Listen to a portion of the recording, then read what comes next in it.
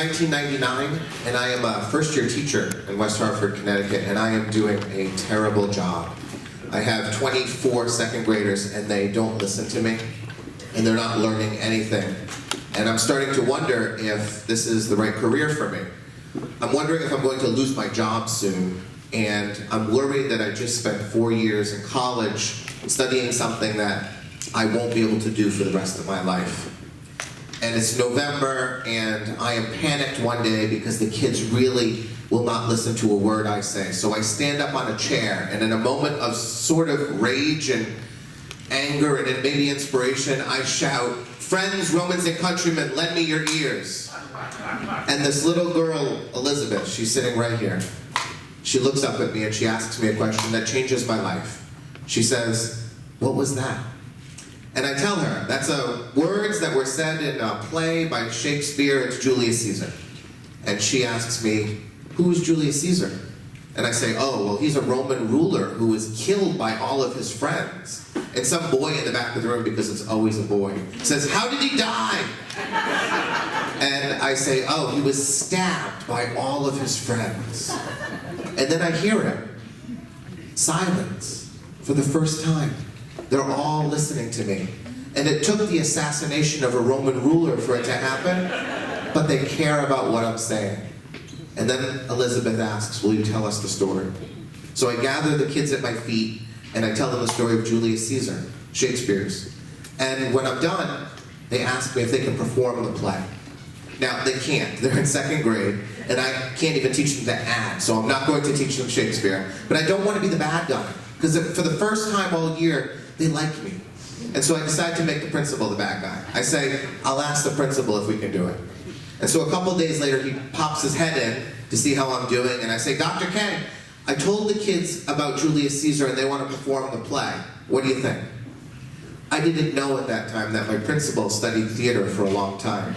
I didn't know that he wrote children's musicals that I would one day perform in. I didn't know that he was the architect of an arts and theater program that was spreading around the country. And so when I say, "Can we do Julius Caesar?" he says, "That's a great idea." And I am appalled. And then 15 minutes later, he's in my room with a book by the great Albert Cullum. Scripts for kids, Shakespeare, like abridged the book, but their original language is still intact. And he hands it to me, and suddenly I am the guy who teaches elementary school kids Shakespeare. And I hate it. I can't stand it. We do Julius Caesar that year, and it almost kills me. I'm designing sets and props and making costumes, and I'm script supervising and teaching little kids to speak Old English, and it's ridiculous. And I can't do it. I'm almost dead at the end of the year. And then the next year it's Romeo and Juliet, and I hate it. And the next year after that it's Macbeth, and I hate it even more, and I cannot stand to be the person that he has turned me into. In my fourth year, I do Hamlet, and everything changes. It's the evening of our final performance. It's the one where all the parents come, and I justify the 3 months we've spent memorizing Old English to these parents. And it's in my classroom. I've built a stage, and I have lighting and a sound system in my room. So I've got 100 adults in a classroom, and it's June, so it's 96 degrees. And they're all dying. They hate me before I even take the stage. And the problem in the play is going to be props, because it is always props with kids. Because every kid wants a prop, and every kid forgets their prop. And the kid on the stage is Zach, and he's playing Polonius. And he comes onto the stage, and he's supposed to announce to the king, "King, I have a letter that I will read for you." But he's forgotten the letter. But he doesn't know he's forgotten the letter. He's holding his hands like this as if the letter is between his fingers. And as he walks to the king, he says, "My lord, I have a letter." And I watch his hand come up. He still thinks he has the letter, because he's a third grader, and they only think 1 second ahead. And so it's not until his fingers are right in front of his face that he realizes there is no letter. And there's a beat, there's a moment where he thinks about what to do. And then he says, "A letter that I have memorized, for I have photographic memory, and I will recite it to you right now."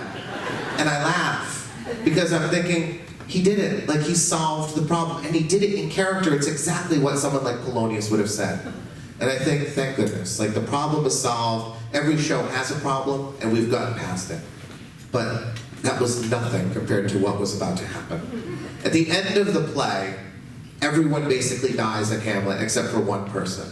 And there's supposed to be some poisoned wine on the stage. And the girl who's supposed to bring it out, Queen Gertrude, played by Molly, has forgotten the cup. And in the cup, there's supposed to be a poisoned pearl. The king is supposed to put the poisoned pearl in the wine and hand it to Hamlet, and that's how Hamlet's going to die.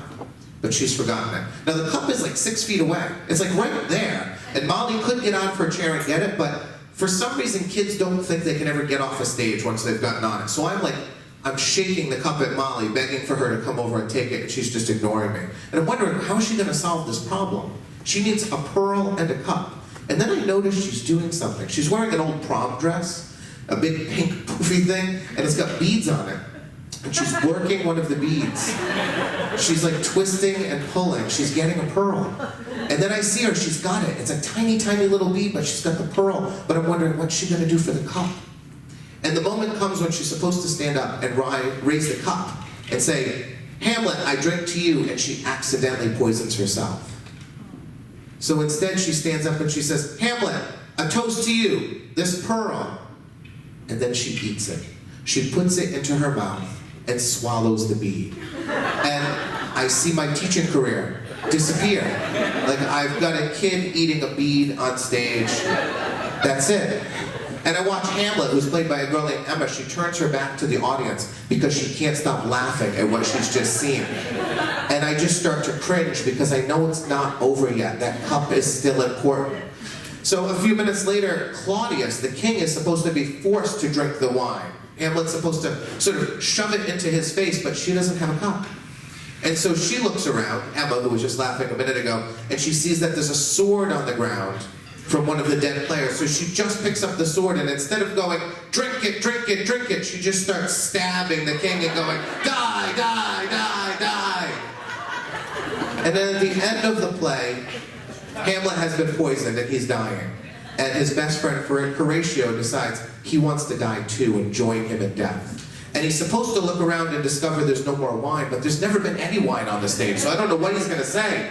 So he looks to Hamlet and he says, Hamlet, are there any more pearls to be found? And Hamlet looks up and says, there was only one, and my mom ate it. And the play ends. And I'm just watching thinking that was the worst Shakespearean performance in all of human history, and I was the director of it. And I'm going to lose my job. And then two amazing things happen. The first is, the parents have no idea that anything went wrong. They know nothing about Shakespeare. No one ever reads it. And the kids are speaking in Old English, and they all speak too fast, so you really can't understand what they're saying anyway. And so the parents actually believe that this is how Shakespeare is supposed to end Hamlet. Like, forgive me, Bard, I'm so sorry. But the other amazing thing that happens is, as I watch this take place on my stage, I realize these kids are solving all these problems, and I have nothing to do with them. I am sitting like an idiot on the side, just watching kids remarkably solve problems. It's a moment that changes me completely, because it's the moment I realize I am not the most important person in the classroom. Like, forever I thought I was the one who had to do everything. And now I watch kids do it for me, and I realize I don't have to do anything anymore. So the next year, Shakespeare is amazing for me. When I need a prop, I turn to a girl and I say, I need a prop, you're the prop master. And she says, okay, can I have a friend? And I said, I don't care how many kids you have, just make sure I have a prop when I need a prop. And so she puts a team of 5 kids together, and they go out and they start like pulling things out of their parents' closets and making things in the art room. And at one point they come to me and say, we need a budget. So I take my wallet out of my pocket, there's $14 in my wallet, and I say, that's your budget. And they go on eBay and start bidding on things that they need for the play that we're doing with the money that I've given them. And then I used to be the script manager. I used to, every time we made a change in the script, I'd like write down the changes and know everything that was supposed to be happening. I realized one day, I don't need to do this, so I turn to a kid and I say, you're the script manager, here. And I hand her the script. And she goes, this is not going to work for me. And I said, why? And she said, well, you've double-sided it and it's stapled. It's going to fall apart. I'm going to be flipping constantly. I can't work with this. She says, I need a binder. I need to 3-hole punch this thing. I need post-it notes for each one of the scenes. And I need highlighters so I can highlight each kid so I can find them quickly. And I'm thinking, why didn't I ever do that? But I don't do it. Like, that kid is now in charge of that. And I have kids making the sets, and I have kids designing the costumes. I do nothing. I stand in the back and I occasionally offer a piece of advice, and they put the whole play on. I discover 4 words that changed my teaching career. A philosophy that I have that I take in everything I do now. I speak less and I expect more. I don't say anything anymore. I give kids impossible things to do and then I don't help them. And they somehow, miraculously, make it happen. And then I move that theory into my academics. So my best math lessons are the ones where I walk in and I put 3 impossible problems on the board and I tell my kids, today's the day, you solve the problems and I'm not helping you. And I sit at my desk, I put my feet up and I read a book. I actually just read. I do nothing. And at first you watch the kids, they all try to solve the problem because they all want to be a hero. And pretty soon they realize, we're not going to do this on our own. And so you watch them start to pair off. And then those pairs become groups of 4, and the 4s become 8s. And by the middle of the year, when I put those 3 problems up, some kid stands up and says, okay, we got 3 problems to do. Let's break into 3 teams. Who wants to do the geometry one? Billy, you better do the geometry one because you're good at geometry. And then they're going on to Khan Academy and learning so that I don't have to teach them anymore. And they've got kids with calculators, double-checking math, and I do nothing. And they learn more that way than if I stood in front of the class and taught them how to solve the problems themselves. And then I give kids jobs all over my classroom now. So I've got a personal secretary and a personal assistant. They're very important. They take care of my life. My personal secretary a couple years ago is Samantha, and she wants to be the best personal secretary I've ever had. And so one day my payroll manager quits. She tells me, I can't handle the pressure anymore. Everyone wants their paycheck. I can't do it. She quits, and I say, fine. But I'm a little annoyed because when I hire a new kid, I have to like post the job, and I gotta give applications and interview. It's a whole process, and I kind of hate it. So I look at Samantha sitting next to me, I say, Samantha, I need a new payroll person. You either do the job yourself or just pick someone for me. And she says, okay. So the next day she comes to school and she says, I need to make an announcement. And I'm like, of course, you run the place, do whatever you want. So she stands on the stage and she says, we need a new payroll manager. I have an application here, you need 2 letters of recommendation. I need it by Thursday, and on Fridays at recess, that's where we're gonna start the interviews. Please report to me if you want the job. And I'm thinking, I'm never gonna hire another kid in my life. At the beginning of every year, I'm gonna hire 1 kid to hire the rest. Like, I have just wiped out hours of work, and it's great because I've got a kid doing it. And then I've got Jack, my personal assistant, and he wants to be the best personal assistant ever. And I tell him every day that he's not. I tell him Michael McGinnis was the greatest personal assistant I ever had, Jack, and you'll never defeat him. So Jack wants to beat him. So Jack comes to me one day and he says, what can I do next? Every day this is what he says to me, what can I do next? And I'm a little irritated about it. So I say, Jack, fine, you want to do something? There's a lawnmower in my shed. It's been there for 3 years and it doesn't run. The dump won't take it, and I've tried to illegally dump it, but my wife tells me I can't because I'm supposed to be morally upright. So I'm stuck with it in my shed for 3 years. I don't know what to do with it. Get rid of my lawnmower and I'll be impressed. The next day he comes to school, he's got 4 pieces of paper in his hand. He says, Mr. Dix, I went to Craigslist. I've ordered these in accordance to what you prefer. The first guy will pay you $50, but you need to make a phone call, and I know you don't like the phone because I never answer the phone. Someone else does it. He says, the second one, it's $25, but you'll have to send a text message. The other 2 guys just send an email and leave it on the front lawn and they'll come and pick it up, whatever you want. I have suffered with this lawnmower for 3 years with no idea what to do with it. And this 10-year-old boy has taken 24 hours to solve my problem, and I made $50 in the process. I don't need to do anything ever again. Just yesterday, Friday, in my classroom, I come back from lunch and there's a boy crying in my classroom. A boy who doesn't usually cry. So I look at him and I say, what's wrong? Do you want to talk about it? And he's shaking his head. He's doing that like, you know, he can't talk. So I said, do you want to go in the hall and talk about it? He says, yes. He nods. So we go out into the hall and I'm standing in front of him and I say, take a deep breath, it's fine. Once you calm down, we'll talk about it. And then I feel a tap on the back of my shoulder. I turn around and there's another boy from my classroom. He's followed us out into the hall. He looks at me and he says, I think I can take this. I should talk to him. And I say, okay. And I go back inside the room and they're out there for 15 minutes. I have no idea why that boy was crying. I have no idea what was said, but when they both came in, they were smiling. It happened because the boy who followed me out there understood. Speak less, expect more. He's lived with me for the whole year. He knows that guy doesn't want to do anything, and I know how to solve the problem. He solved the problem. I don't do anything. If you walk into my classroom today and ask any one of my students, what is Mr. Dix's goal? Every one of them will tell you the same thing. He wants to do nothing. And that is absolutely true. And every single school year, I get closer to doing nothing. And every year that I get closer to doing nothing, my kids learn more. 10 years after I do Shakespeare, Julius Caesar, I repeat the same play, Julius Caesar. And on the night of that big performance, that evening performance, I take the stage, and I usually tell parents, I thank them for the support, how much they mean to me. And as I take the stage that night, there are 6 kids in the front row. I had no idea they were going to be there. They were 6 kids from my very first class. They found out that I was doing Julius Caesar again, and now they're seniors graduating from high school. They've come back to watch the play. And right in the middle, center stage, is Elizabeth. She's sitting there watching the play. My first Julius Caesar is going to watch my next Julius Caesar. And when I look at them, and I think about that first class, my feelings are different than what theirs are. If you ask Elizabeth what her second grade year was like, she will tell you it was unforgettable. She was Julius Caesar. She learned Shakespeare. I look at that year and I think, I was a terrible teacher. I didn't do the right thing.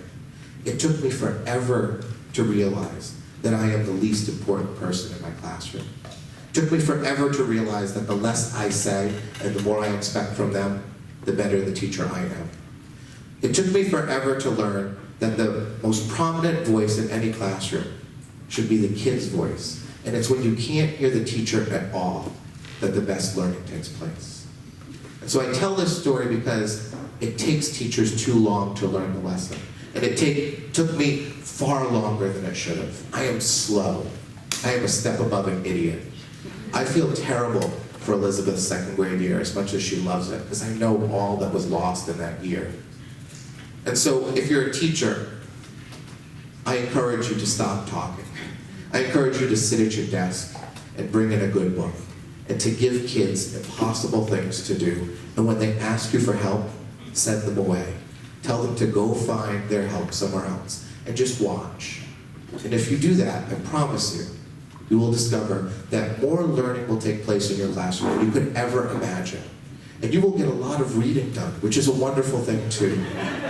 And your class is going to be a truly happy place, and it's going to be the most effective place that you could imagine.